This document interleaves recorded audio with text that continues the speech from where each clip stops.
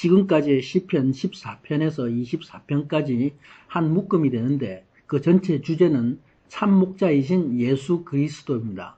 이제 시편 25편에서 46편까지 구조는 하나님의 공의에 대해 노래하고 있습니다. 다윗은 고난 가운데 언제나 신실하신 하나님께 구원을 간구합니다.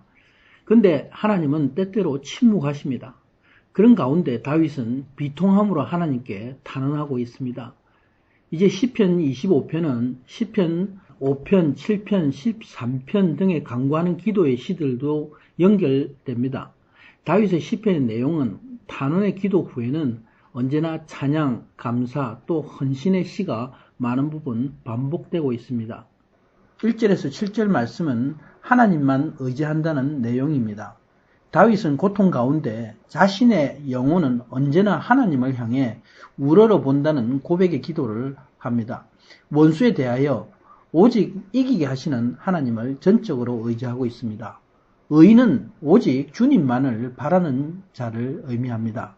오직 주님만을 바라는 다윗에게 하나님이 수치를 악인들에게 당하지 않게 하심을 확신하고 있습니다. 그러나 속이는 자, 악인은 반드시 수치를 당하고 멸망할 것을 말씀하고 있는 것입니다. 다윗은 4절과 5절에서 하나님이 진리의 길을 밝혀 보여주시며 교훈으로 가르치실 것을 간구하고 있습니다. 종일 다윗은 주를 바라고 사모함으로 소망한다 고백하고 있습니다. 6절에서 14절의 내용은 하나님의 약속을 바라본 내용입니다. 다윗은 하나님이 누구이신지 확실히 알았습니다. 하나님은 죄를 기억하시고 심판하시는 공의의 하나님이시고 동시에 영원부터 긍휼과 인자를 베푸시는 사랑의 하나님이시다 말씀하고 있습니다. 하나님은 회개하는 자에게는 죄를 사하시고 말씀으로 교훈하시고 심판하시는 공의의 하나님이심을 또 고백하고 있습니다. 그리고 그런 하나님 앞에 다윗은 자신의 모습을 고백합니다. 하나님을 바로 알면 또한 자신이 누구인지 알게 됩니다. 그래서 하나님을 경외하고 회개하게 되고 죄에서 떠나는 삶을 살게 되는 것입니다. 회개하는 자에게 하나님은 반드시 옛날의 죄와 허물을 잊으시고 그분의 인자하심을 따라서 우리에게 보상하시는 것입니다. 9절과 10절에 온유한 자를 공의로 지도하시며 여기에 온유한 자는 누구입니까? 계속 말씀드린 대로 이 온유한 자는 바로 하나님을 경외하고 따르는 자입니다. 이들 온유한 자들이 말씀의 가르침을 받아서 그대로 순종하는 자들입니다. 바로 하나님이 주신 약속과 증거를 가진 하나님의 사람들인 것이죠. 하나님은 이들을 공의로 지도하시며 진리의 도를 가르쳐 주십니다.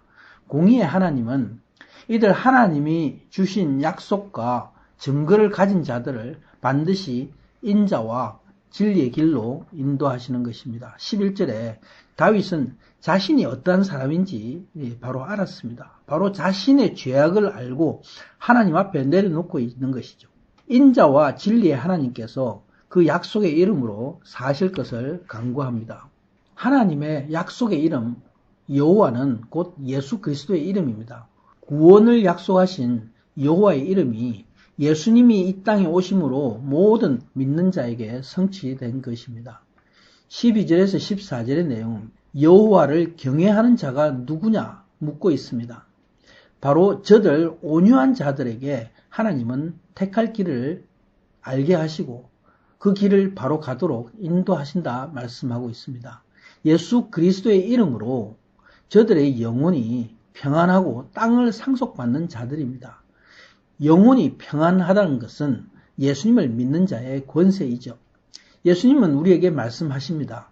온유한 자는 복이 있나니 저들이 땅을 차지할 것이며 바로 가나안 땅은 하나님의 기업의 그림자입니다. 이스라엘 백성에게 주신 것과 같이 우리 모든 믿는 자에게 영원한 천국의 기업을 주신 것입니다.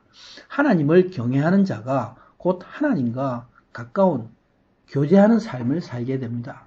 하나님은 그런 자들에게 하늘의 언약을 밝혀 보여주시고 약속의 땅 하나님의 나라를 소망하게 하시는 것입니다. 15절에서 22절의 말씀은 하나님께 간구하는 내용입니다. 15절에 그런 사람에게 하나님은 항상 영의 눈을 밝혀주신다. 내 눈이 항상 여호와를 앙망한다 말씀합니다. 그래서 하나님만을 바라보게 되는 것입니다.